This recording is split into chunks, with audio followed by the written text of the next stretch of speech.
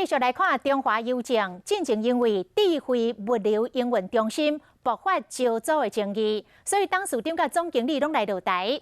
即卖董事长由交通部的前部长吴鸿模来接任。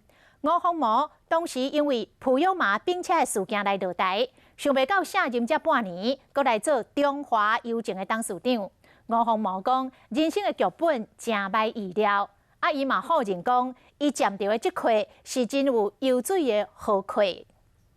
交接应讯，中华邮政新任董事长吴鸿模宣誓就职。去年的12月，因为普悠玛意外事件离开交通部长的职位，当时讲要好好休息，想要到短半当外，又搁做国营事业的董事长。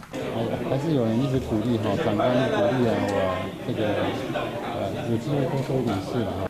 伊是中山大学海域环境甲工程学系博士，曾经伫高雄市府担任多项的职位，相关做到市府秘书长、副市长，嘛做过台湾港务董事长、交通部长等等的职位，资历完整。这段因为重大意外落台，就马上做主善破这条的中华邮政董事长，嘛引发讨论。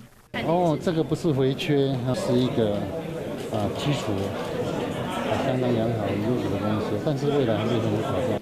吴鸿模表示，讲会积极推动业务转型，发展智慧物流服务。这是原本是部长级的职务，即马煞是属于交通部管，百年老店中华邮政，说来要安怎发展，嘛备受期待。